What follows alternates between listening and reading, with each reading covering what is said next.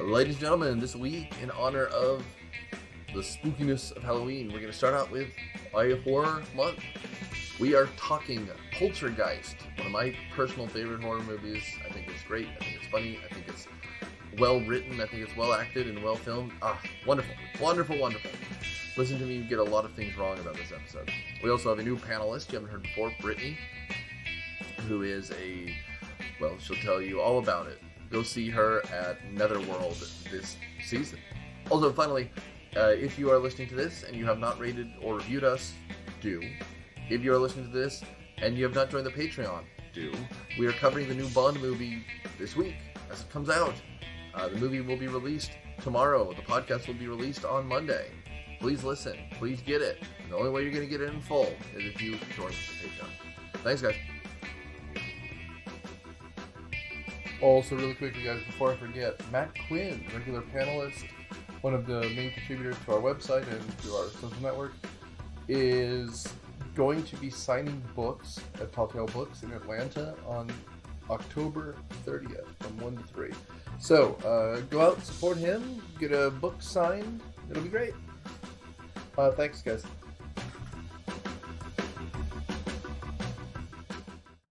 Welcome to our October Spooky Month. Yeah. Myopia movies. Yay. This week we're covering Tobe Hooper's Poltergeist, right? Yes. Steven Spielberg probably, but Tobe Hooper. Yeah. Yeah. I'm Nick Hoffman, host of Myopia, Riffer on Cineprop. On panel we've got Atlanta author Matthew W. Quinn. Hello, this is Daniel, frequent contributor to Pop Dose, and I too see very strange things in the TV static. That's true. And making her podcast debut, I am Spooky Gal Extraordinaire Brittany. And Brittany, we'll give you a chance to plug here what you do, please. Yes. Come see me and all of my spooky friends at Netherworld Haunted House this year for our 25th anniversary. It's going to be absolutely bonkers. But also come see me year-round at Escape the Netherworld. Come tickle your brain and get a little fun and laughs in there. Wait, you're from Netherworld? I am from the Netherworld. No wonder there's poop in my pants all of a sudden. It happens. We start calling you the Beast. I'm fine with that. The cashier at QT called this morning, said I was a witchy queen, so I will take that. I love it. Yes. I love that all. I keep meaning to go to the Netherworld escape rooms. I just haven't been yet. Do it. And you guys are now at Stone Mountain? We are at Stone Mountain. 1313 Netherworld Way, Stone Mountain, Georgia. You have your own We street. have our own street. And it's a dead end street, too, so the sign looks amazing. Netherworld Way, dead end. That's great. Now you know Yes. you've made it. Yes, exactly. So we're here to talk about a kind of classic, it's PG horror, PG-13 horror. This is one of the reasons I think PG-13 exists. Yeah. Very dark, 1982. Like I said, Tobe Hooper. Who wants to give me a plot synopsis? I don't really care. Okay, well, I saw it this morning. I was a bit slack this past week. And he's texting me. He's late because he's finishing. Yeah, so Craig T. Nelson works for his property company that's developing a new neighborhood somewhere in California. And it seems like they've not been in the house that long. And all this weird nonsense starts to happen. Little girl starts talking about the people in the TV. And stuff starts moving around. And then suddenly things just go to hell real fast. A tree tries to eat the little middle brother. And then she gets sucked away into a portal while playing the Hellraiser music.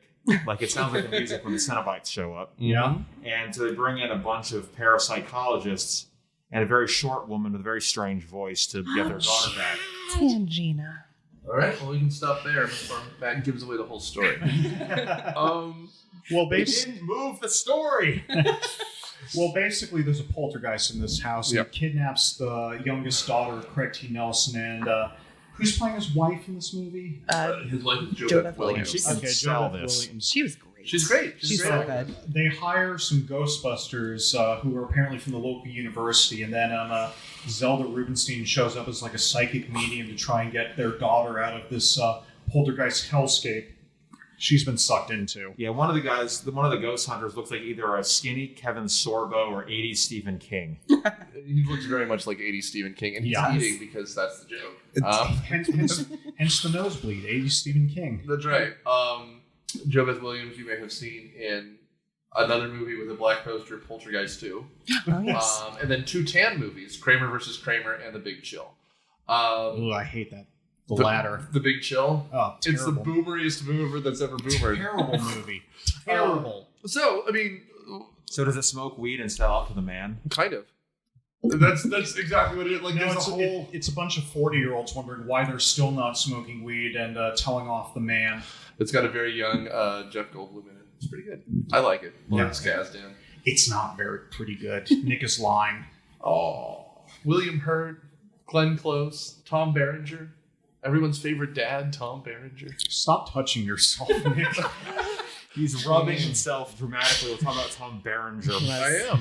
I mean, I could be itchy, or just Tom Berenger. Anyway, Maybe both. so how do you guys want to tackle this movie? It's until the actual Poltergeist happens.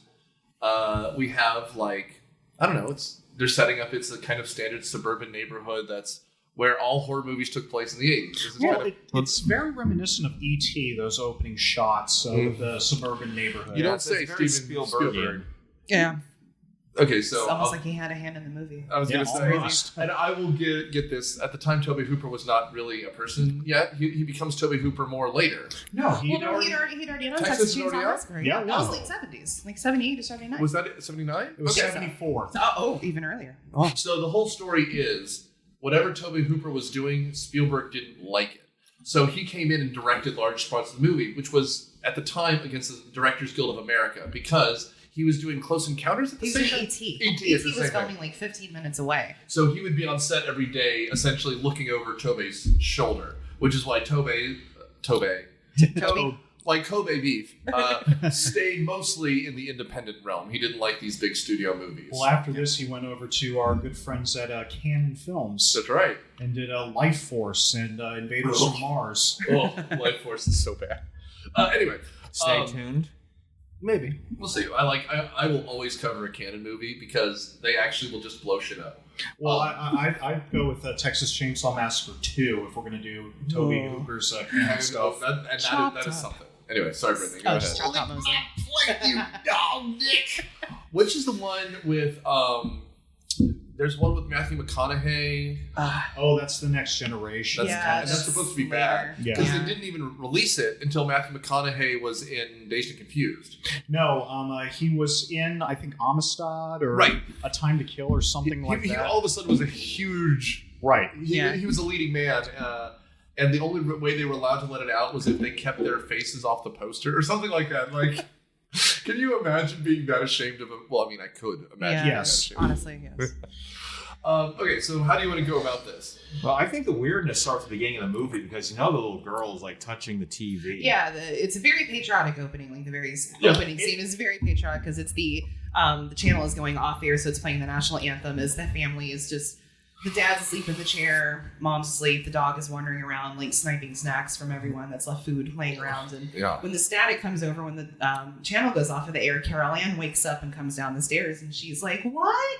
I can't hear you." And the whole family just kind of wakes up and just kind of comes behind her and it's just like, and I've then had moments like that at 3 a.m. where I'm just screaming into the void, "What? I can't hear you!" speak up. What? So back in the day, boys and girls, television networks would sign There were off. channels on TV. Yeah. And they Yeah. weren't on all the time. Well, and let's be clear, TV was something you had to watch when it was on. Yes. You couldn't just Record Netflix. it. I mean, you had to chill watching actually whatever came on the TV. There were ads you couldn't skip.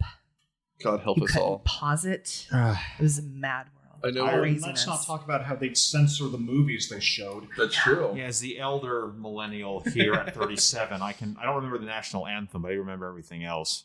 I do remember. Well, and like the cable channels I would watch would all of a sudden start showing things from the 50s that didn't cost them anything. Oh, like Or- the old F Troop at Nickelodeon. Well, right.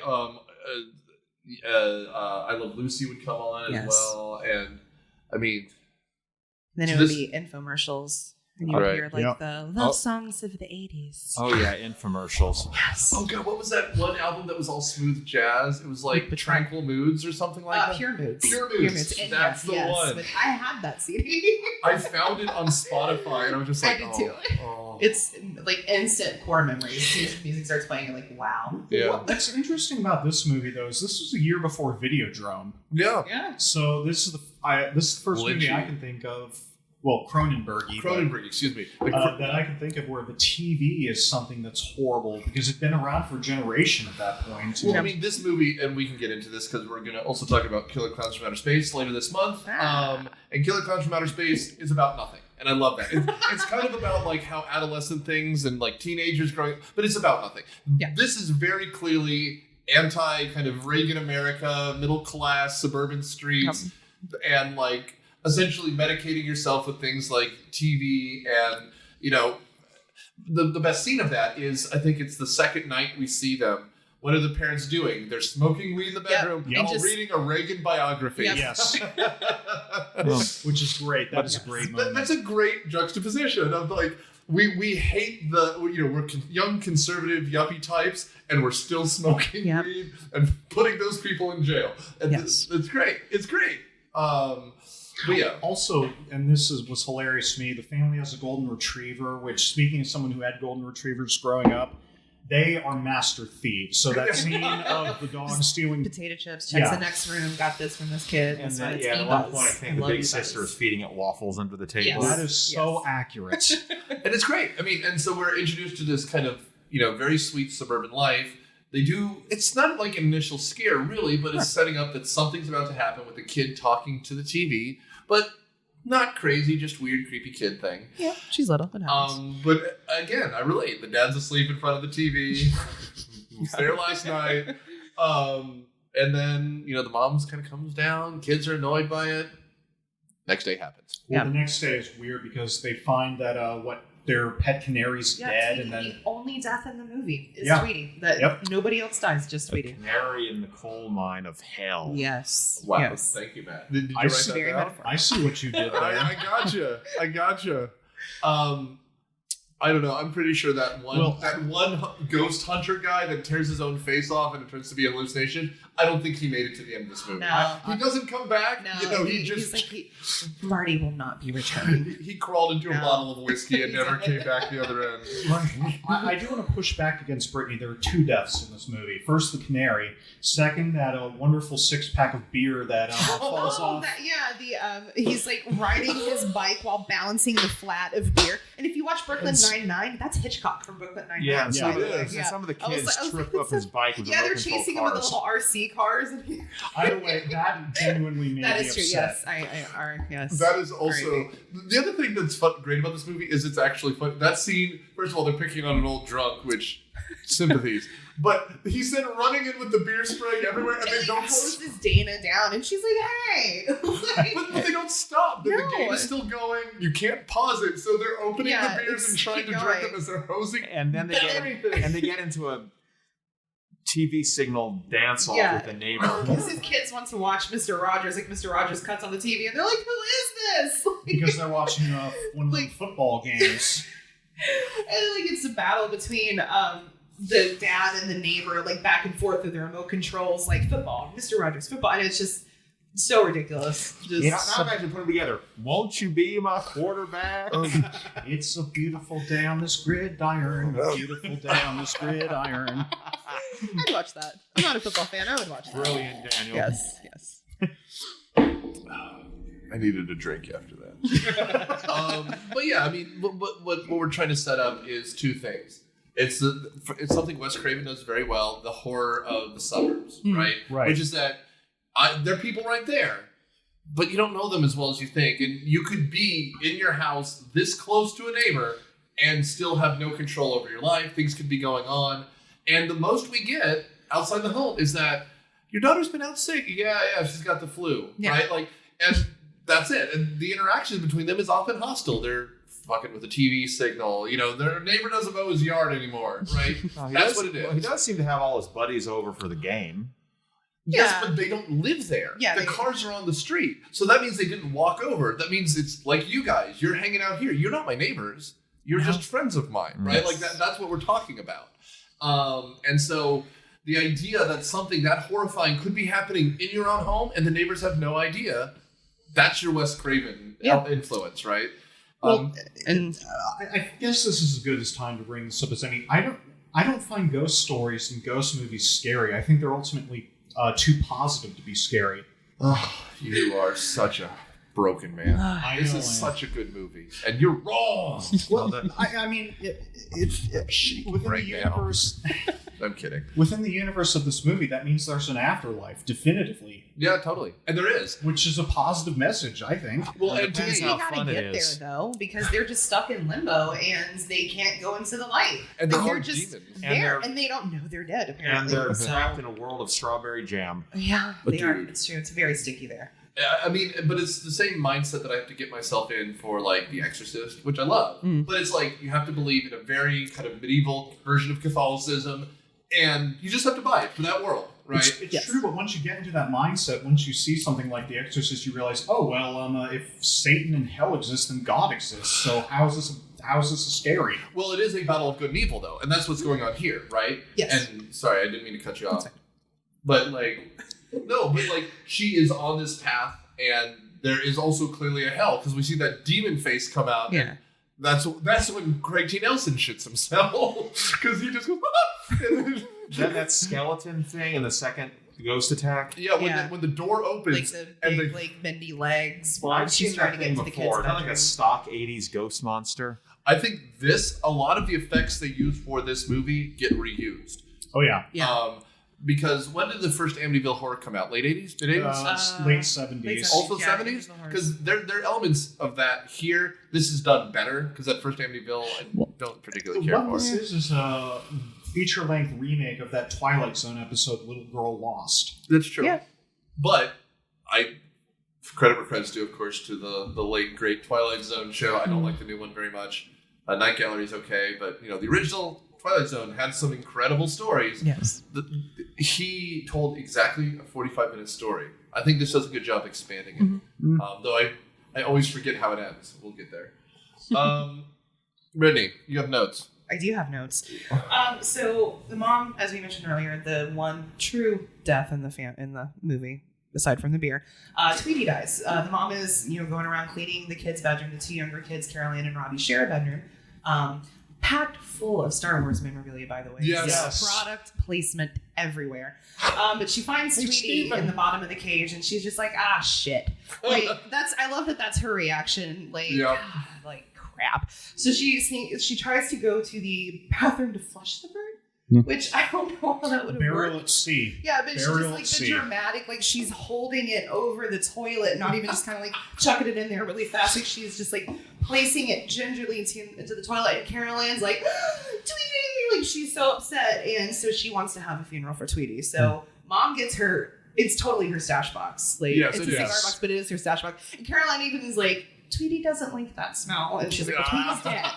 So Carol Ann is just so upset about this. And just she little puts girl like loses licorice her in the the box. licorice in case if he's hungry. That's A very pillow, like a picture in case if he gets lonely. That made me- It is very sweet. That actually Carol made Ann me is- feel feelings. That's such a nice I little know. kid. Just She's Heather four. O'Rourke. Oh my Or god. whatever. Yeah. She's great. Although, why is there an alien poster in her room? Big Robbie. boy. Big Because brother. they probably. share a room, Okay. so it's like half of the room is his, and she's got her cute little girly So stuff. the boy's like 9 or 10 tops. Yeah. How did he see Alien? Theory? His dad was stoned. No. Probably. Also, yes, but Yes. so I mean, first of all, it was the 80s, so every movie was on TV, but like you said, it was edited to hell, so he may well have seen it. Or B, he went down to that really weird Disney park that had the great movie ride, because at MGM Studios they had the great movie ride that had Alien. You're right. So he may have well actually Is that seen. open then, though? I thought it opened in Yeah, 80. my mom dad didn't let me see the movies, but I got action figures. That's true. True. And there probably was a 1980s animated show, because there was a Rambo animated show, and if you're going to make, and a RoboCop animated show. Oh my god. So there could have been the singing xenomorph in some nonsense. Hello, Hello, my baby. baby. Hello, Hello, my my honey. Hello, my tongue gal. I was hoping Matt would sing again. my goal tonight is to make Matt sing as many times as Yes. possible. But yeah, okay. I'll go metalhead, so I'll put my mouth around the microphone. Please don't do that. You're the only one wearing a mask, and you're like, someone's gonna have to use that. I'll definitely have to lick it then. Yeah, that's and right. claim it as my own. And I'll tell you. Yeah, we'll get there. But yeah, okay. Birdie funeral. Funeral. They get Tweety's box all ready to go, so they go out to the garden. Meanwhile, Robbie, there's the tree in the yard, and Robbie decides to climb that, and he climbs, just kind of looking over the bird funeral and sees storm clouds in the distance. So they are doing a very sweet little birdie funeral. Dana is behind him. She's not amused. She's rolling her eyes, and the mom is just like, "Shut up, just deal with this." And Caroline's doing a little Lord's Prayer, or the "Now I lay me down to sleep," and so they bury Tweety, and then immediately Caroline's, "Can I get a goldfish now?" It's over. We're moving on. And she does get a goldfish. She gets 2 goldfish, Tweety 2 and Tweety 3. That's right. Yes. Mama's going to need an extra large glass of juice that Yes. That needs her juice. Yes. That was a white wine afternoon, if I know. And the teenage girl's not helping anything. No, she's really not. And Big Brother's like, can we dig it up and look at its bones? Yeah, I want to dig it up later. But then poor Tweety's grave does get desecrated. That's immediately. When they're building the pool. Yeah, by the dog. The bulldozer, they're digging the pool, and you just see the cigar box just kind of tumbling around in the dirt. The loutish pool workers who are perving on the dog. Yeah, good for Dana though, flipping him off and everything. And I love how she reacts to that, and the mom's in the kitchen yeah. Dana, that's raised her right. Yes, exactly. That's Dana, by the way, is the oldest daughter, who's a teenager. Yes, she's 16, 17. Leaves for half the movie. Well, she's. I think they even say she goes to a friend's house or something, because who would want to stay? Why did the parents even keep Robbie? And I have so many feelings. We'll get to that. They explicitly send the son away with the dog. No, eventually, before they do go in to retrieve Carol Ann, he's still there. Up until that point, right. They don't. Yeah, she's on the couch with Mom when the terrible trio of ghost nerds show up. Yes, yeah, she is there for a little bit, but then she just fucks off again, which, who wouldn't? We'll get here. I remember the end part, but I'd forgotten how we get there. Yeah. But when you're already moving out of the house, sleep at a hotel that night. Keep the kids at the grandparents. Again, I have many feelings about Robbie. You see the ghost demon thing, thumbing a ride to the hotel to torment them. The grin grooming ghost from Haunted Mansion just thumbing a ride, trying to hitchhike down to the the Holiday Inn that they're staying at the end of this. The no-tell motel. Okay. Well, they do have a TV at least. It's not bolted down, so it's not a no-tell motel, but it's close. It's pretty skeezy. It's a Holiday Inn. It is. It's Holiday Inn. Yeah. It's fine. It's okay. Holiday Inn, sponsor of Myopia Movie. Feed us money. Anyway, so. Well, at this point, we've already mentioned that it's the next night. There's a big thunderstorm that blows through. Yeah. And Robbie, the son, interrupts. I have it in my notes. The parents' Donald Duck inspired foreplay. Yeah. Their room is wide open, their door is wide open, and they're laying in their smoking pot and just goofing off, which I really do love that scene though, because I just love because that's, to me, that's how couples are. They're goofy, they're joking around with each other, they're not sitting there talking about finances. They're we gotta do a parent teacher conference. They're it's realistic to me, and I really like their dynamic in the movie. But yeah, so Robbie's in bed and it's thunderstorming because he did see the clouds looming earlier when he was up in the tree. And that tree is right outside of his bedroom, and it's the shadows and everything. He could see it against the lightning, and he's just getting more and more scared. So he goes to his parents' room. The fact that it looks like a big deformed giant doesn't help. Yeah, it is really creepy. It looks like a tree beard on meth, this tree. And to me, out of all the elements in the movie, the tree, to me, was always the scariest thing.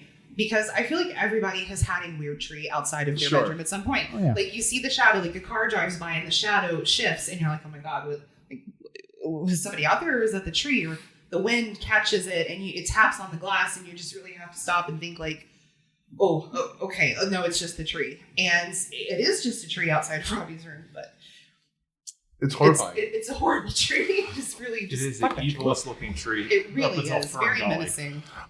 Well, and I will say too, it's what they do well in the movie is the family dynamic. Yes. Right? Because it could be, and again, I love Carpenter and Craven, but mom could be in a lingerie or a negligee and really sexy. Yeah. But that's not what middle No, being shorts and a middle-aged. t-shirt. It's like, she's wearing a big shirt, you know. She's She's comfy. going to bed. Yeah, she's it's hanging comfy. out. Like the dad going to take care of the son. It's very realistic. He's still wearing like his work pants. Like it's not. There's just not a lot to overthinking it. In fact, it might be the healthiest family Spielberg has ever filmed. Honestly, yeah.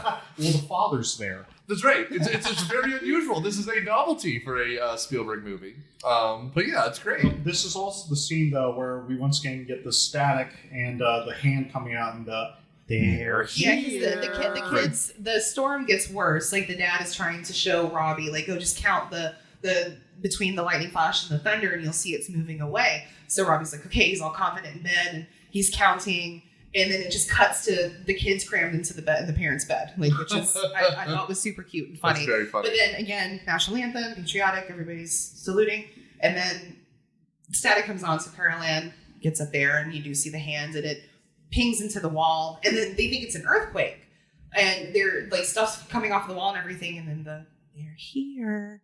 Their parents are like, After it hangs through the TV and burns into the wall. yeah, you see the little spot on the wall behind the bed where And the dog knows something's there. E-Buzz knows what's up. He does. Yeah.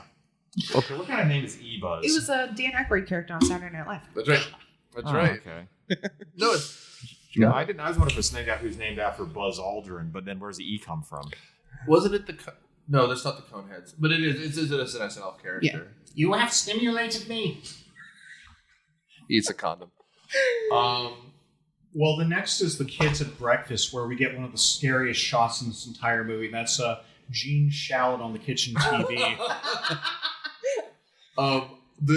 Okay, so what's cool about this? This is mom in the kitchen making breakfast. The kids run to school. All that's left is a little girl having a waffle, right? Well, first, when Robbie and Dana are still sitting there just bickering, his brother and sister do, he's holding the full glass of milk. And as he's talking to her, the bottom of the glass blows out. Yeah. Yes. And milk goes everywhere. And nobody stops to be like, wow, why did that glass just explode in your hand, Robbie? Are you okay? Did you get cut at all? No. Dana's just like, now I have to go change clothes. And Robbie's like, I'm going to school. And the mom's just like, hey, like, it's not questioned. Like, It's a white wine breakfast. I have so many feelings about Robbie and how he just really got the middle child thing just got pushed to the side. Like, this happened to him and nobody blinked an eye. Like, that was the start of it. Oh, my soul in stone. But then just Carol Ann is sitting there, like an inch away from the TV, watching it. She turns into the static, and the mom's like, "Oh, don't watch that." And she turns to like some old Western movie. Watch this instead. Picture. It looks like a World War II movie. Yes, yeah. But what they do, which is cool, is they hide the seams of the shot because they pan to the kitchen. Like there's kind of like it's not an island, but the counter extends, right? And so she's sitting there, and the chair keeps getting kicked out. The mom pushes it back in. She walks back to the kitchen, and then, pow! All of them are stacked on top of the table. Yes. Yep. That's awesome. And again, it's the most simple, practical film cuts. You don't notice them because, again, the scenes Quiet. are very you don't tight. hear like a chair scooting or anything. It just happens almost instantaneously. And I mean, we already talked about you at Netherworld, but it reminds me of old haunted house tricks, Yeah. right? Because it's mirrors, Yes. it's little cuts, it's weird lighting. That's 90% of the scares here until we have a Ghostbuster-esque hole in the ceiling appear and ropes hanging from nothing. Like, until we get there, it's just very simple visual effects. And I love this movie. But we are doing this month as well, The Blob. This movie clearly inspired the first Ghostbusters movie, and The Blob is clearly the second one with that pink slime that's everywhere. And I'm just like, damn it! Well, this time the strawberry jam. Well, this time the otherworldly strawberry jam wants to eat you. yes. What was that supposed to be? Was that supposed to be ectoplasm? Was that In the supposed to be... second one? No, I mean in this movie. In Poltergeist, like when And the this one- things yeah, are coming to the ectoplasm. ceiling. Okay. Yeah. I would have, first of all, Dr. Lesh, the kind of weird parapsychologist, it is Peter Venkman, right? It is Dan Aykroyd, 100% fine. I just wanted her to be like 20% more twingy and less alcoholic. Because she's just there with her flask, like shaky. But Wouldn't I like you? her, though, because she I ends do up being too. this like very comforting thing. Like Yes, the mom, just Diane really turns to her and like just kind of hugs her and just finally has that like sense of relief almost that she's not crazy, that they're not crazy, that this is really happening. Yeah, and this movie opts to not explain much, which Ghostbusters explains everything. Yes. Which is fine. It's opposite ways to do it, but it is very funny how the movies are almost beat for beat the same. Can we skipped over the best line in this movie, which is that scene where Mom's finally believing in quote-unquote the TV people that Carol Ann's describing after the chair stacking incident. So when her husband comes home that night, there's that scene where she's got like the kitchen floor mapped out. And she like puts a chair in one place, right here, and then it just watch it. Yeah, it goes across the room, and then she demonstrated it herself, and she's like, the tickling pulls you. Yeah, she tries to get him to do it. Like she does for Carol Ann. She puts a helmet on Carol Ann, which is great, and like makes him go to the end so he can catch her. And Carol Ann's just bored with the whole thing at this point. She's like, I want Pizza Hut. Like I want pepperoni pizza. These ghosts are the biggest attention whores. Like when the parapsychologists show up and are skeptical, like stuff starts happening. Exactly. Yeah. Mommy didn't cook dinner. Yeah. That is so funny. And again, you might as well just see the empty wine bottle to the side because she's so excited that he's home. She's like, stand here, wait there. And again, good acting from Craig T. He just kind of slumps against the wall and sits down. Because at first she's not sure if his wife's crazy, and then it happens and he goes, also am I crazy? Yes. That's his thought progression. Are we going to see them all wearing tinfoil hats next? She's already wearing a helmet. She's got a helmet. I mean, they're trying to protect Caroline at this point, but not well enough. Yeah, we'll get that. Well, I mean, we're here. Yes. That night, she gets sucked into the TV. Great practical effects. Looks fantastic. Well, she gets sucked through the closet while everyone's outside trying to save Robbie from the demon tree. Classic misdirection. All right. Yeah. So this whole scene, I just in rewatching the movie, it really clicked with me, like just how Robbie just gets the short end of the stick the whole movie. He's the middle child. Like all these things happen to him and nobody cares. Yeah. So another storm is coming along and he's laying in bed just upset watching the storm happen. You can see the shadow of the tree. He's getting anxious. Carol Ann's asleep. And then here comes the tree. The tree bursts through the window, grabs him. He starts screaming. Carol Ann starts screaming. The parents and Dana run and see him being pulled outside by the tree. They run out there to try and help him, and Carol Ann is left inside in her bedroom. So the parent, Steve, is trying to pull him from the tree, fighting the tree. Diane and Dana are just standing there screaming in the middle of the raging storm. They manage to free Robbie. They get Robbie. It was eating him. Yeah, a mouth opened up, and the branches are pulling him towards the mouth. Steve gets him away. And then out of the thunderstorm materializes a tornado. And the tornado comes and pulls up the tree and takes it away. So, in my thought process, if I had just seen a tree try to eat my child, I would be very focused on that. The tornado takes the tree, and Dana goes, wow, a tornado! And Diane's like, it barely missed the house. Oh my God, Carol Ann! And then they just run upstairs. And Robbie is just scratched up, dirty, shaking, in shock.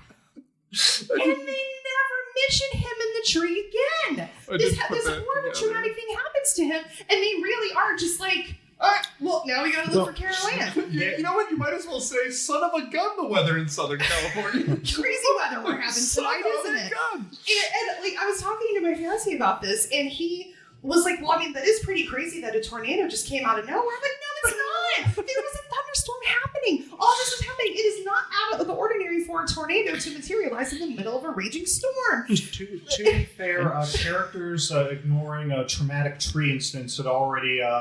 the precedent had been set because Evil Dead came out the year before this. It could be worse for poor Robbie. I didn't think of that part, but just poor Robbie. And so they run upstairs and see that Caroline has been taken. And like you said, that whole scene, the practical effects, her hanging onto the headboard as everything gets sucked in there. Yeah. And there was an awful lot of glitter under her bed. I noticed that. So much glitter. I know that they did that just to show the effect of the pool and the winds and everything, but it's just... But I guess it's not out of the ordinary for a little girl to have a lot of glitter everywhere. It's craft movies, it gets everywhere.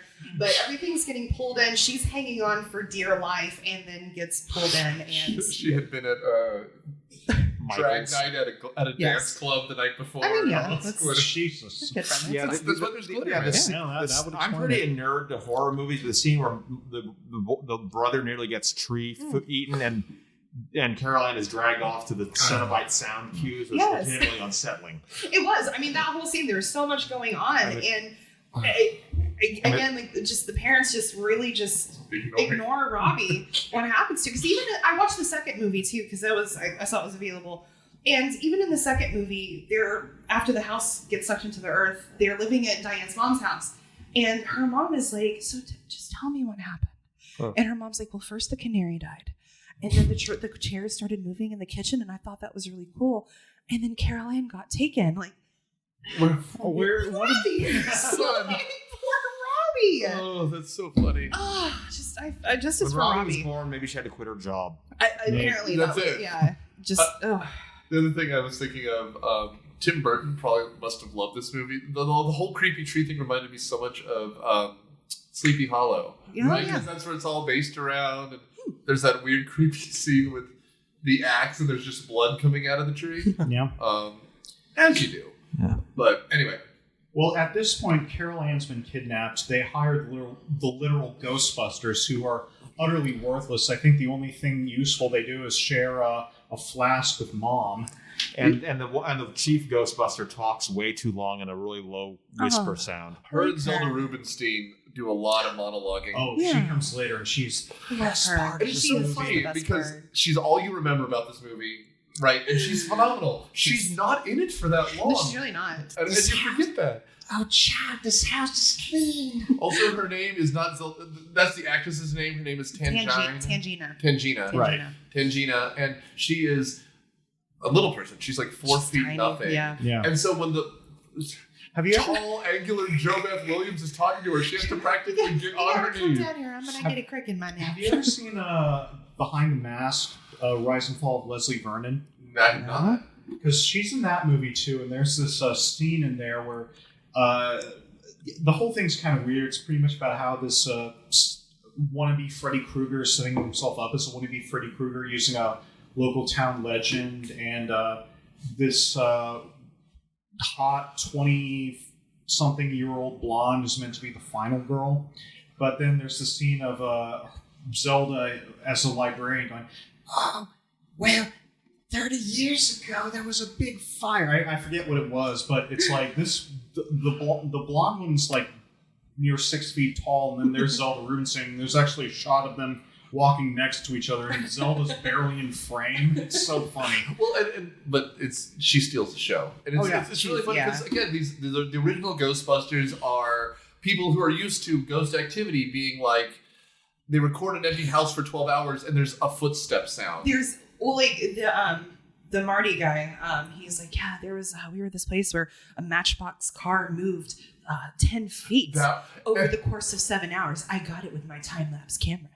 And he's just very proud of it. And Mom's like, mom is laughing so hard. Like the way, and again, she is Dr. Lesh from the university. She has this lab set up, and it's got beakers and things, so science is going. Very on. scientific. It's so science, but it's just so funny when they get to the house and they set it up, and everyone's kind of sleeping in the den because upstairs is terrifying. Yeah, they have the room closed off because crazy shit's still going on in there. So Robbie's been sleeping with them. Dana's been at her friend's house.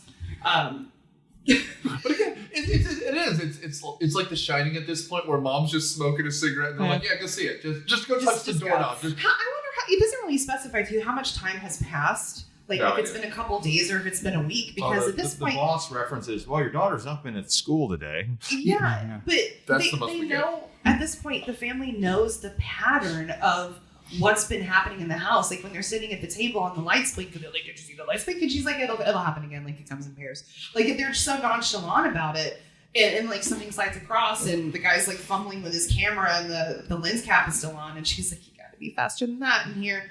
Like there's a pattern already developed. So how long has Carol Ann been gone? Like they never say. Yeah. There's some weird bits in here because already after Carol Ann's gone, one of the big Poltergeist activity scenes is it moves a stake across the kitchen counter. Yeah, that goes full chest burster. Yes. Dude, we will. Well, and again, it's a scene in Ghostbusters when Dana Barrett comes home with the groceries, and the eggs start to cook on her. But this is then turns into it's a metal video. It's crawling rancid meat, right? That's one of my favorite 80s hair metal bands. First of all, it's a strong bad trope. It's tarantula and then crawling the rancid meat. But he's out late. It's that night, and they're just kind of staying up to see what's happening after they've already been upstairs to the room and have seen everything flying around. Like, it has the shots of like the Incredible Hulk is on a little toy horse as it flies by. The book is like flapping at them, and they're just kind of like, wow, okay, so they've seen a Matchbox car move 10 feet over the course of 7 hours, and now this is all happening right in front of their face. So that's to me why the steak scene initially didn't work. Is it's like, we've already seen this stuff, and a lot worse happened in the movie. Well, and then they raise the steak. But I will say, but it's funny because it's like, it must be like you at work when you're like in the break room and there's a dude there with half a melted face and a chainsaw. Oh yeah, and we're just on our phone just looking at stuff and cup of coffee. Like, oh, they got the good blood on you tonight. I love how that looks. Like, oh, that wound looks amazing. It really is. Like the break room chat in Netherworld's awesome. Hey, Larry, I see you went with the left eye drooping tonight. It's a good choice. Good choice, yeah. Strong choice.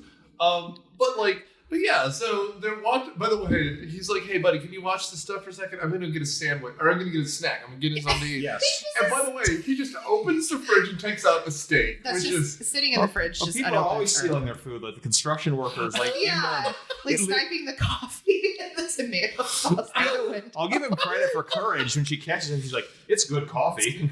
hey, he had a line. He figured it out. He got a SAG card through that. He did.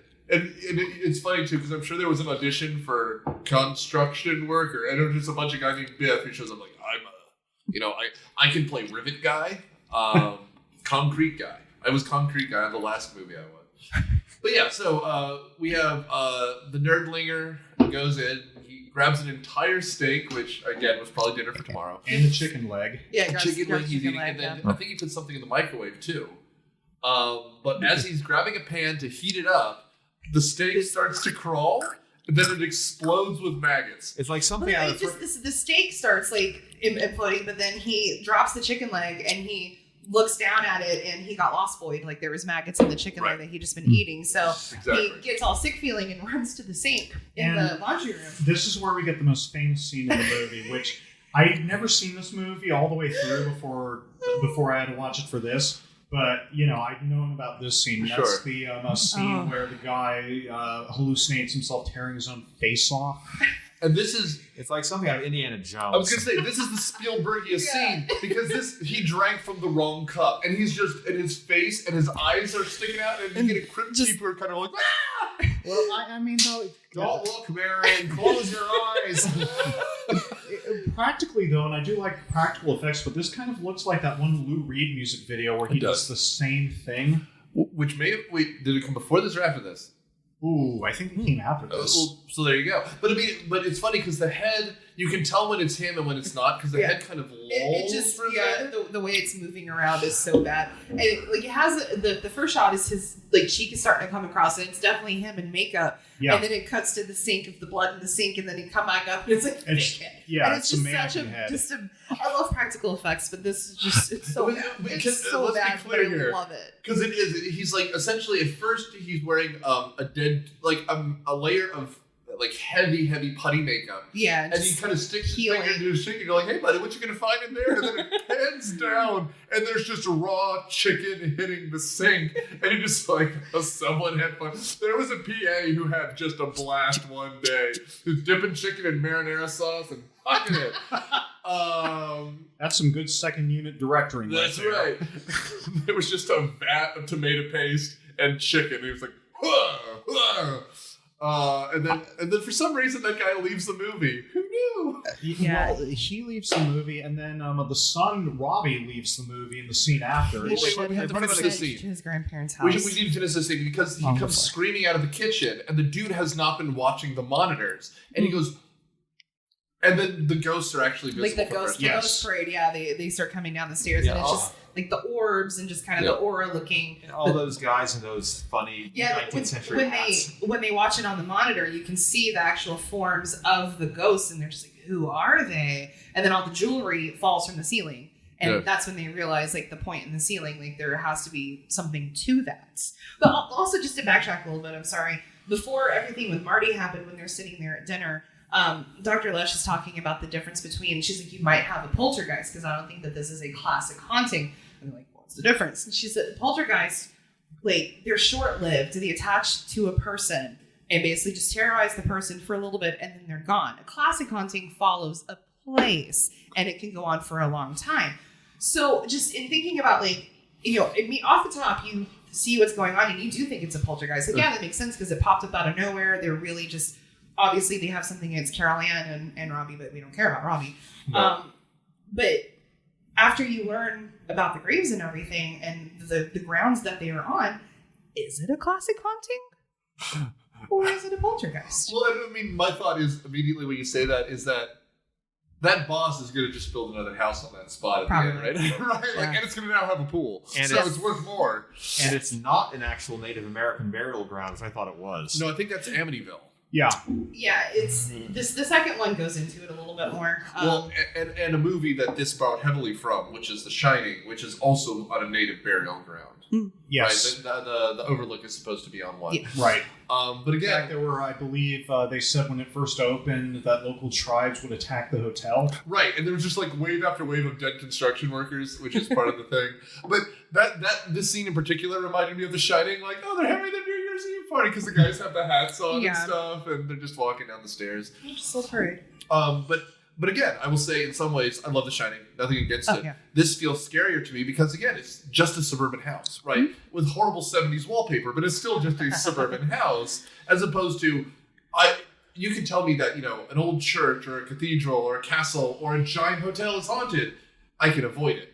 But there's something very intimate about the home that feels much more like it's violent. Keep that dehumidifier running. You never know what demons it's sucking in. That's right. And they've been in the house for a while too, because almost every haunted house movie, we just moved into the house. Wow, we just sunk all of our money into this house. We can't leave. And then things start happening. Like, they've been there a while. They even say, like, when the boss comes around, like, oh, y'all had the first house at Cuesta Verde. Like, you've been there. Carol Ann was born in the house. Like, she's been there for a few years. They talk about memories there, and I must have missed that because I'm like, this is like the new neighborhood. No, they had been there for a few years because he moved in and then started selling the houses around him. Right. So it wasn't just the newness of a house. Like, I was talking with Nick earlier, I watched the remake, which don't watch the remake. That's good advice a lot of the time. 2018, I love him. Don't watch the remake. Yeah. But they do move into a new house because they're downsizing, they're having to save money, start over and everything, and then immediately things start happening. So the original Poltergeist is scarier because they've been there. This is their established home. They're happy there. And then everything crazy starts happening, like, and it completely disrupts their entire world. Like, yeah. And that is like another layer to the fear. Yeah. And like the way they establish this too is it's just any other neighborhood. He just happens to be and again, this is you know Reagan era, and they said that he'd made the company $3 million. Yeah, in today's money is $6 billion. Like 40% of the people who had moved in, he had sold the houses to. Because the boss is trying to, like, you can have this lot and have your house. So that is the next morning after, like, the ghost parade and everything. That's when they send Robbie and E-Buzz to their grandparents' house, which I didn't need to do that several days ago. God, poor Robbie. But then Mr. what's his name? Mr. Teague? Teagle or Teague? Teague something. Mr. Teague. Yeah, it's Mr. Teague. I'm going to call him Teagle, but that's Deagle, the evil old lady from Gremlins. That's right. Yeah, Mr. Teague shows up and he's like, hey, are you okay? Because you haven't been to work for a few days. I heard Carol Ann hasn't been to school. Are you planning on leaving the company? Yeah. And it's immediate. The suspicion's like, where are you going? Where are you planning on leaving? But, like, things are also, like, something moves in the living room and he's, like, Steve's, like, shoving Mr. Teague out the front door. And then they're outside and the light is, like, getting brighter. Like, oh, you're trying to get every bug in Cuesta Verde, aren't you? Like, and Steve's just like, oh, just fuck. Like, he's just... What's the wattage in here? Yeah. And so it's a totally normal thing. Yeah, just completely oblivious. And Steve is just exhausted. He looks terrible. And he's just like, what the fuck do you want? He looks like he's been doing blowing rails for 3 straight days. He's the sweating. He's wearing, exactly. He's in an undershirt. His eyes are something. Like, they did a good job on this. Yes. And how he's just kind of muttering, too. Like, Mr. Teague is all boisterous and happy, and Steve's just going, yeah, I know. Yeah, I guess I lived here. He's been sick. She's got the flu. Like, and this is where he's offering Craig T. Nelson the lure. Yeah, they go for a walk. They hike up the hill, and like, look at this view. Wouldn't you like to see the valley? And What about he's those like, people Literally, down they there? walk into a graveyard. And then it pans back, and you see this huge cemetery behind him, and they're like, he's like, well, what are we gonna? What are you gonna do with the residents that are already here? Because again, he's just muttering, and he's like, well, what did he say here? Timeshare, But, of like- course. That's what you do with the living dead. But Okay, 1890s guys, you can have a party tonight. We're going out of town. yeah, they're wanting to start phase 5 of the whole development, and he's like, well, we've done it before, and Steve is just kind of like, I'm sorry, what? Just very like, that's when he finally starts showing emotion, like, oh yeah, when phase 1, we made arrangements to move the cemetery. It was just 15 minutes away. It's not that big of a deal. And Steve's like, oh, yeah, it was not that far. And it's like, it's just people. We've done it before. Like, That's right. Yeah. and Steve's just Again, like, it's surprise anti-suburb. It's Yes. kind of a critique on capitalism. And also, boys and girls, this is called foreshadowing. That's Yes. right. Which is funny because, again, we're halfway through the movie. Like, the pacing of this movie shouldn't work, but does. It does. But, It really does. by the way, you may have seen this guy. His name is James Karen. He's a Karen. In Return of the Living Dead. Yeah. And Was he one of the janitors? yeah, he's Frank. Okay. And he's in Mulholland Drive. As David who? Lynch. Wally Brown. I mean, it's been a while since I've seen it, so I'll have to look it up. But yeah, I he's a good remember actor. Billy He's Ray- actually really good in this. I remember Yeah. Billy Ray Cyrus in Mulholland Drive, but It's been a while. Actually, I was going to say this too. Maybe Daniel's the only one who's seen it, but what is your feeling on Southland Tales? I love it when directors go for broke, no matter what Yeah. they do. And that was Richard Kelly definitely going for broke, and he got there. He but went broke. by God, it was an interesting way to go broke. Well, I mean, I saw Zelda Rubinstein is in it and Dwayne The Rock Johnson, and I'm like, wow, that is a sentence I didn't think I'd put together. She totally is in that movie. And Sarah Michelle Gellar and Sean William Scott, so it's Oh. quite a cast. Wow. It's quite Star-studded. Star-studded. That guy, I remember Wally Brown now. He was the actor that Naomi Watts auditioned with. That's right. That turned into an almost sex scene. That sounds right. I mean, he is Yeah. oozing charisma. Ooze. He's going to try and sell her a house. Is that how it gets started? Anyway, so from here, things are going nuts, right? Well, that's when, like, before Mr. T comes around, Dr. Lush was like, we have to go back to the college. We have to submit all this. Ryan is going to stay here with you. Marty isn't coming back. He was traumatized. He got the hell out. But she's like, I am coming back, and I'm coming back with help. And she comes back with Tan Gina, who, just as we've said before, is just the best part of the movie. So she's wandering around the house, just like, give me space, let me feel things. And Steve, I don't understand how Steve is so skeptical of what is happening at this point. Like, he has seen a tree try to eat his child, even though he doesn't care. His daughter has been abducted by the house. He's seen everything else happening, but Tangina, that's too far. This can't be happening. daughter's This is talking too out of the crazy. TV. Yeah, you hear your daughter through the TV. But he's just kind of like muttering behind her, and she goes upstairs to kind of check things out, and she asks him a question. I forget what she says. I forget what she asked him, but you just see Steve like with his eyes closed, like he's focusing really hard, and Darren's like, what the hell are you doing? He's like, I'm trying to answer her. If she's so good, she should know the answer. Yes. And she calls back down. She's like, I am addressing the living. and she just wanders back away. And then Steve is just kind of, well, she's so good. How come she didn't hear me? And she's upstairs and she's like, oh, I can hear you. I just don't like trick answers. And he's, just, Yeah. and he's Which was put in great. his place. Yeah. He's just like, okay. Although Sorry. that wasn't quite the line. I'm going to have to push back. It wasn't, I don't like trick answers. It was, I don't like I'm trick sorry. answers. I didn't. I will say, I think the reason he's skeptical is because someone out of a Disney movie has shown up all Well, of he a sudden. also makes a munchkin crack. He does, Like, yes. where over the rainbow are we going or something? Like, Steve, He hasn't slept in 6 days. Everything is gold. This is gold. He's laying out gold. That's so funny. But yeah, so she enters the room, and this is where she talks the mom down and says, "Your daughter's literally okay." talks her down. Yeah, so literally She's tall. pulls her down. And says, like, your daughter is still alive, Yeah. and we are going to save her. Yeah, there's someone with her, and they're just like he talk like how the spirits are drawn to her life force. Hey, in the Life second Force. movie- That's something that's in Toby Hooper's future. They touch on it in the second movie just because she was born in the house. That was sort of a catalyst why it took almost 5 years for that to happen. But it is Carol Ann that they are drawn to because they are trying to cross over. And apparently she's the only one who can get them to the light. Very good. Well, her whole thing is, Well, there is no death. It's a transition of consciousness. And by the way, they're doing the voice, and that's fine. But this is the quietest scene. They're Yes. whispering at each other in a horror movie, and it's a lot. Yeah, you're unconsciously bracing yourself too because you're like something's about to happen. Something's It's about too to happen, quiet. something's It's about to too happen. quiet, but it doesn't. I mean, from here, essentially, we're in the house for a couple days together, and they figure out that there's a portal in the closet.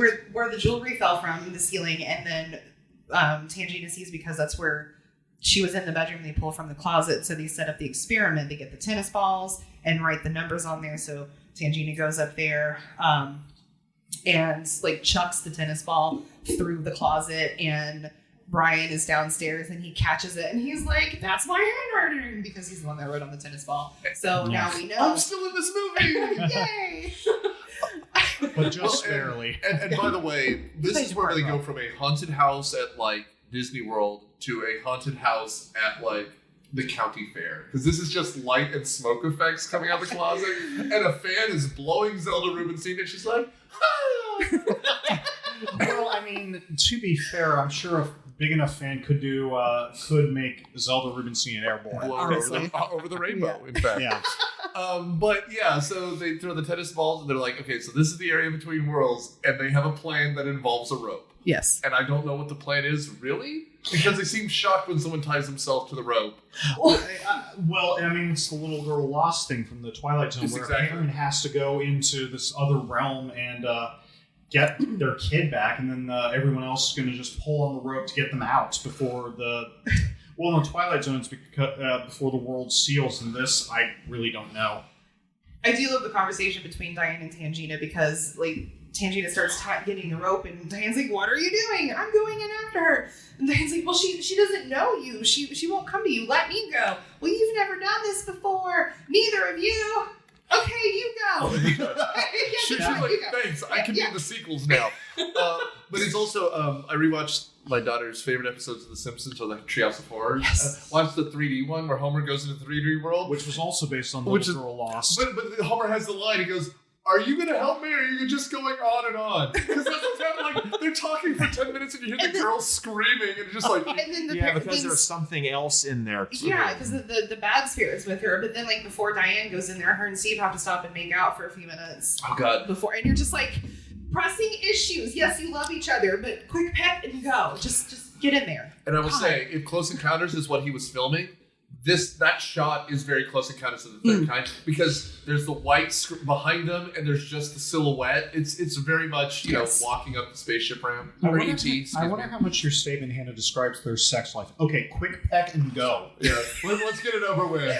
I have to get back to my Reagan biography. You love each other, but you're literally trying to go into another world to get your daughter, and they're just like, come on. Well, and of course, they ripped this off in Ghostbusters, too. There's that scene where Bill Murray and Dan Aykroyd make out for a little bit to help things yeah. go, right? Is this the Oh, director's that was Do you- steamy. Oh, Do you have there this? is this no on data, only Zool, baby. I would like to see this director's edition. Go if you on. have it. Yes, tell me more. Is this in the new one, or anyway? So at this point, she runs in because Coach has to hold one end of the rope. I don't understand the physics of this. The other ghost hunters at the Yeah, bottom. Ryan is at the bottom. He's holding the And slack that's, on it. on yeah, the that's where we slimy, get the slime. sticky rope. That's where we get the slime. that's strawberry covering jam. Yeah. Which also, again, this is it. It's Magic Castle nonsense, but it works here because it's just a stiff rope, but he's holding onto something that's disappearing into the ceiling. Yeah, and that he's pulling on, and it looks cool. it does look cool. That is a really cool effect because the rope is just kind of hovering there. I like that. And so they start pulling on the rope, and this is where Coach gets the hell scared out of him by a giant face. Oh, another thing though is like she's like, "Don't drop the rope," and he's like, "I promise I won't drop the rope." And then the ghost pops out and he Boom! drops the rope. Like, oh, He had Steve, one job. one job. You promised and you failed. Meanwhile, downstairs, Ryan and Dr. Lesh are pulling on the rope, and then there's a very, I don't know, it's very lynchy. It's a birth scene, essentially. Yeah. They come out fetal and covered in goo. Yes. They had prepared a bathtub full of water, so Tangina is immediately, get them in the water. So they carry the two ladies into the bathroom and get them into the tub, and they're washing the face. Like, they're not breathing, they're not responding. It's a very, very tense moment. Finally, Diane just like gasps back, and then they focus on Carol Ann, and she wakes up, and then just the hi, Daddy. It's great. That kills me. That scene. Just how she said it. Carol Ann. This movie's almost 2 hours long, and that would have been a perfect ending. Maybe Yeah, with, like one stinger scene afterwards, but we got another 30 minutes. Yeah, that's something they could have just elaborated on that and ended it. And Yes, then, but but no, it turns out there's more. Well, I mean, if then Tangina said the house is clean, This house is clean. I mean, and literally you could have rolled the credits over them packing up the car. Yeah. But again, I forget how this ends because I'm like, oh, they saved the day, and you're just like, Wait. it's still happening. There's still movie happening. There's still Yes. movie. Please. It cuts to where, like, after, like, they have the tender family moment in the bathroom, them covered in goo. So Tangina and Dr. Lesh and Marty pack up and leave, and then the Freelings start to pack up and leave. And one thing, too, to note, when the kids are still there, again, because apparently they need to be there while packing a house. And they They're go not back to rough fighting over toys. Yes, like just back to normal, pretty much. But Diane and Steve were talking like about Carol Ann, like, it doesn't seem that Sheila really remembers anything that happened, which good for Carol Ann. But I do just want to point out, do you know who does remember everything that happened to him? Robbie. Yep. Robbie remembers everything. Say, where's our son? Who? Huh? Oh yeah, what? Oh yeah, him. Robbie. Forgot about Someone him. should go pick him up. Turns out Grandma was out of town for the last 3 days. But they are back in the He's house. been They're eating dog packing food up. the whole time. Oh, Poor Robbie. But they are packing the house, and Steve is going to quit his job, and Mr. Teague is not having it because, again, he's his best salesman, and now Mr. Teague's fears have come true. Like, he knew what was up the whole time, let's face it. But so they're packing up, and they make the plan, like, are we going to stay here tonight? Like, no, we're going to stay at the Holiday Inn off of whatever road. I love Dana. Dana's like, oh yeah, I know that place. And the mom's like, excuse me. Because Dana is back over there, but she is going back to a friend's house. She already says, like, I'm just going over to so-and-so's for dinner. Like, oh, well, Steve goes off to work. Also, Diane's hair is gray. Like, after she has a streak. She has, like, the gray streak. She thinks it looks cool. She's got the rogue thing going She on. does. Yeah. She's rocking it. Yeah. Yes. In fact, I seriously wouldn't be surprised if that's what inspired that look, because it's identical. Joe It's Williams is a hottie. Yeah. I do like there's how a scene later where she gets like her clothes almost pulled off and a poltergeist happening. She's for getting for a molested. mom of 3. She's got awesome abs. She does. she's in She good kept shape. it tight. But I will say too, it's really funny because she then decides. She asks her daughter if it's cool, and her daughter's like, so she decides to immediately dye her hair. Yeah, so Yeah. she's like, going on. okay. This is Dana, by the way, not Carol Ann. Yeah, Dana is back for a minute and then goes back to her friend's house. Just really quick, we Yeah. need to stop giving bangs to 4-year-olds. It looks terrible. Please go back in time and tell that to my mother. haircut the kids got. It's Yes, it's I it's had that haircut, yes. it's not a surprise. It's a shame. Yay, 80s. It is. I mean, because like I have pictures with all my cousins, and they all have it too. And it's like It's the come standard on, please. haircut. If you wouldn't get it as an adult, don't give it to a child. Yeah. Yeah. Okay, so they have one last night in the house because for some reason they packed up everything but left the furniture, so the furniture isn't the first thing you'd move out of a house. Of course. We have established already that there's a terrible uncle somewhere because Robbie has this clown doll that was probably given by a relative, and it's the worst thing I've ever I seen. think it's Carol Ann's doll because it's actually in bed with her the night that she got sucked into the That's closet. true. That's Yeah, right. and Robbie hates it. Robbie, he doesn't like that He doll. throws a blanket over it Yeah. at one point. Yeah. And misses. Yeah. Loser. I'd leave him at his grandma's house. That kid's up. Robbie. Are you a middle child? I'm not. I'm the oldest. I'm the oldest too. Me too. Yeah. That's why we're podcasters. People have to listen to me. Listen to me. At least Look somebody me. listens to me. That's right. Aww. But so then this clown, Deus Ex Clownina has happened. The clown tries to jump Robbie and drag him over the bed. it's you hear like he's laying in bed and you hear like the soft thump at the end of the bed and you're just like, oh no.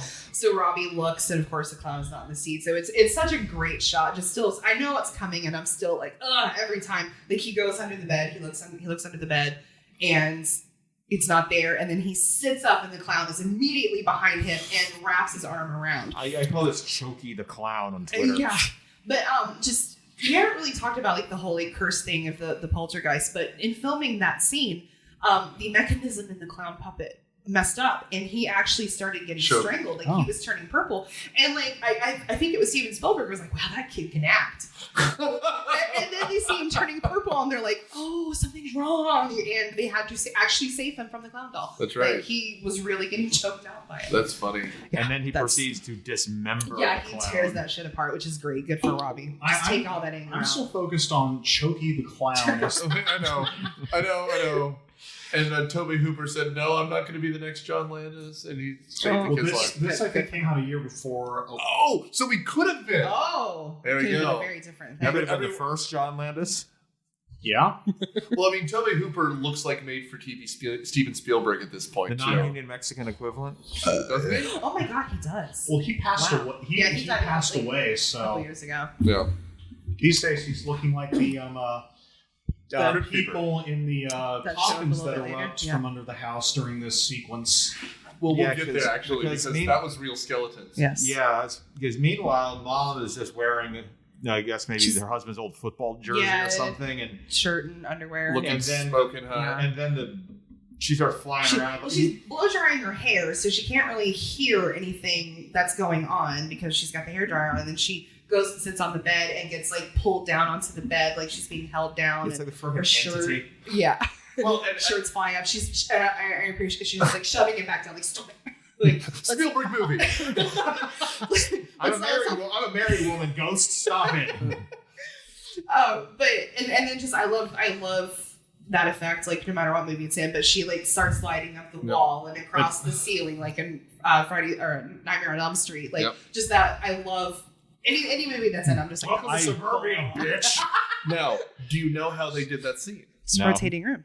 Yeah, it's they made a room on a hydraulic rotation device, and so the bed, the sheets, the curtains are actually hard, so they can't move, but they just rotate the house, so she's actually reacting. There's no string. She's just sliding as it moves around her. Yeah. And the way you it's can a really tell cool is effect.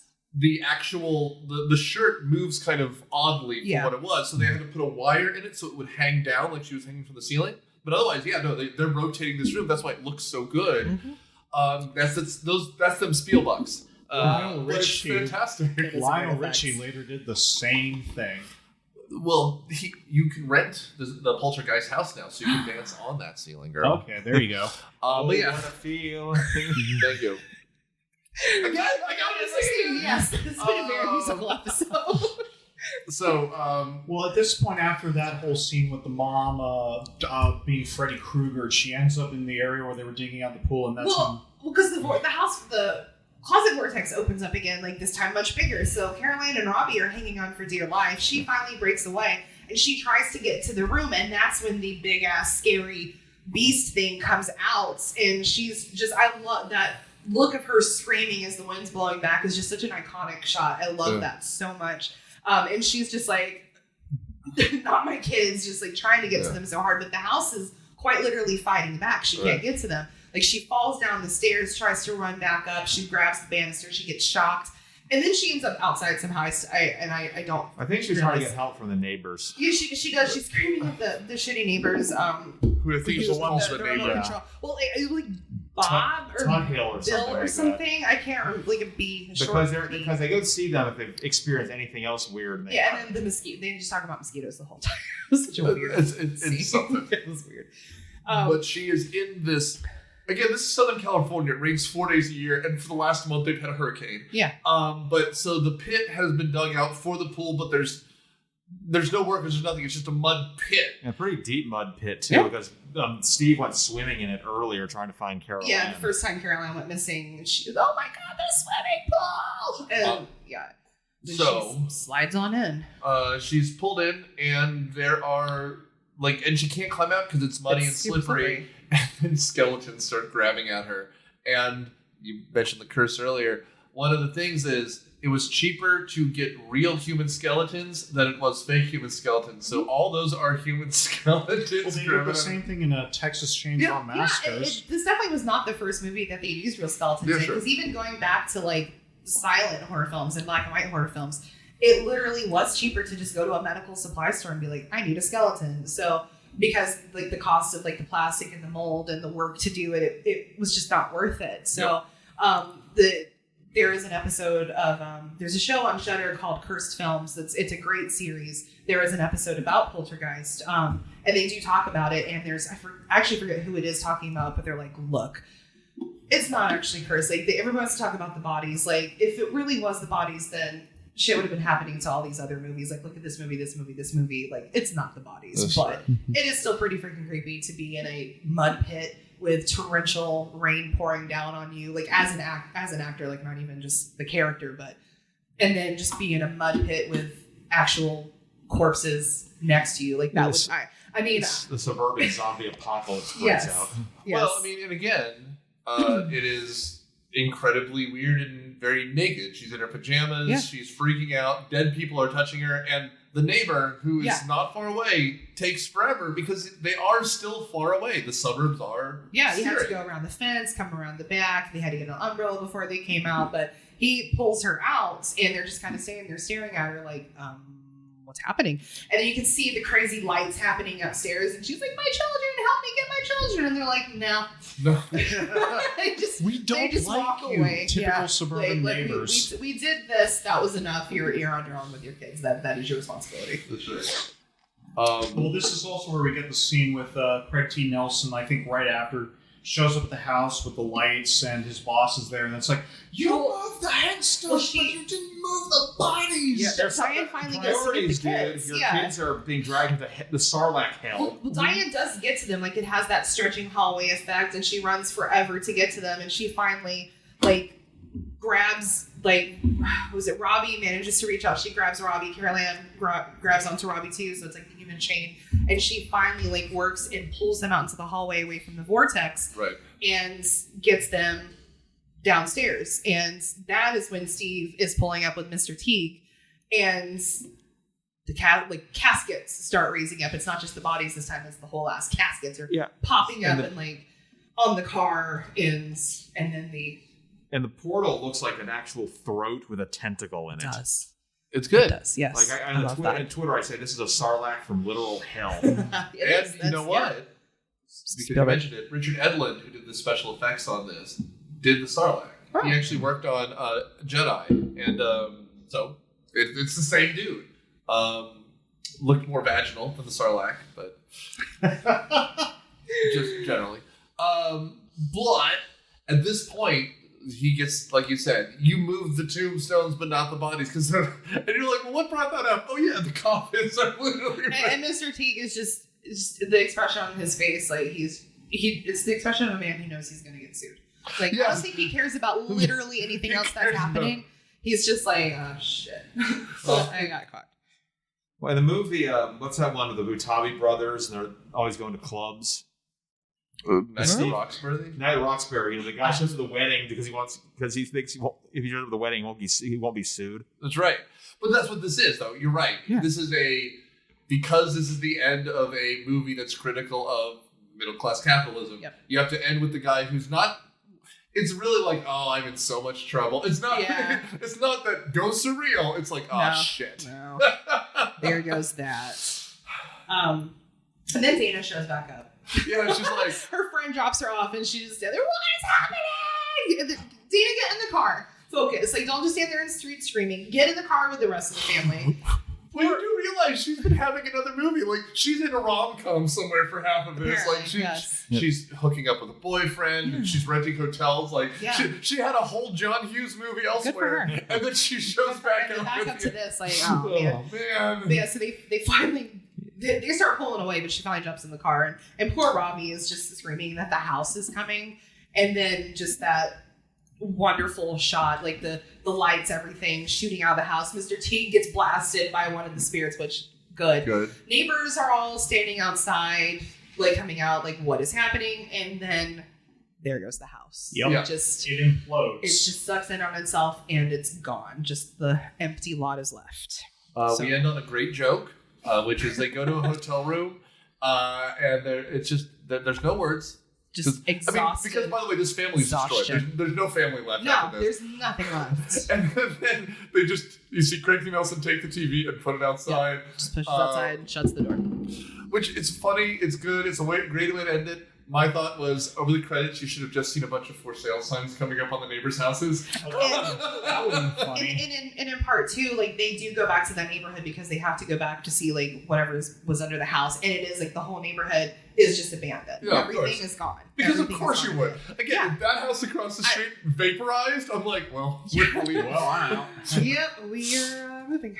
That's very fair. I don't blame them. How do you even report that incident on a homeowner's insurance claim? And it's funny because that is actually like what they're struggling with at the beginning of the second movie, because they have filed claims of the homeowner's insurance, and the homeowner's insurance won't pay them out because the house is just missing. And they're just like, does this mean they think the house is going to come back? Like, and they have no money. Like, obviously Steve doesn't have a job anymore. They're staying with her mom because they have no money to go do anything else because the house is just missing. There's no way to file a claim for that. My house is like a missing dog. It's like the house on the milk carton. Oh my God. Just a little sad house. Have you seen my house? Yeah. Oh, good. Anything else you want to bring up before we go to cut to credits here? No. I think that's pretty much the movie. That's all right. it. Let's do our final judgments. Mr. Quinn. It was okay. Oh. Good talk. Sudsy. I'm biased against ghost movies for the reasons I brought up at the beginning. I just don't find them scary because I think ultimately the implication that an afterlife exists is too positive to be scary. Yep. Read the Epic of Gilgamesh. It's not a fun afterlife. I have read the Epic of Gilgamesh, but anyway. Signing's homework. I admire the technique in this movie. I admire all the practical effects because they're really good. I think it's too long. They could have condensed that last 30 minutes to maybe 5 or 10. But, so I get why people like it. But me personally, I don't know if I'd ever, put this at the top of my watch list again. Sure. Brittany? I think it's a great movie. I am very glad I rewatched it. I hadn't seen it for a very long time. Just what it has brought to pop culture, because there are so many... How many references to this movie are made, even just in comedic standings, like this house is cleaner, they're here. You hear it everywhere. It has brought a lot to the horror films and everything. I think it's a well-done movie. I love the actors in it. Also, just rest in peace to Dominic Dunn, who played Dana, who was brutally murdered by her boyfriend, who got no justice, and Heather O'Rourke, of course, just one of the cutest little girls to ever be in a movie. She is just precious, and I love her. Mm-hmm. But also, overall, she had some kind of medical mishap. Yeah, they misdiagnosed her, and she ended up her bowel ruptured, and she died from toxic shock when she was 12 years old. Actually, had just finished filming the third movie, so just so sad. But overall, I love this movie. I think it's a great movie, and to me, it's worth the rewatch. Totally. So, final thoughts on this one. I'd say you should watch it, if only there aren't a lot of PG horror movies that work. I mean, honestly, this is totally fine. I agree with Daniel, it's a little long, but I've seen this several times. I like this movie a lot. I'll see it again. And it's cool to see old school practical effects. Yes. It's not gory. There's, like we said, there's only one death in the whole movie. And, I mean, the scene with the where he tears his face off is kind of something, but it's a hallucination. He makes it. So for the rest of it, it's just, it's an atmospheric horror movie that's enjoyable and funny at times. So I'd say if you haven't seen it, which I think you're right, it's referenced so much people think they've seen it when they haven't. Yeah, it's true. I'd say if you can find it, do. It ends up on Netflix almost every October because everyone has seen it. It's probably cheap to license. Yeah. In the end, it's probably the one Tobe Hooper movie that I could show to a kid and it would be okay. Probably. Anyway, so thanks for listening. We have a whole month lined up of some fun horror, some actually kind of scary horror. But we try to run the gamut. And our Patreon, because you presumably aren't Patreon yet, is going to be Adam's Family Values. Ooh. So since we did Adam's Family 3 seasons ago, Something like that. and it was very popular, we decided to bring it back this time. So thanks for listening, guys, and please rate and review us wherever you get us.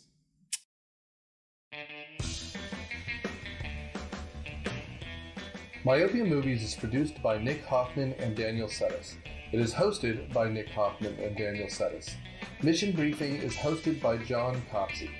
Podcasts are edited by Daniel Settis, and Patreon is edited by Nick Hoffman.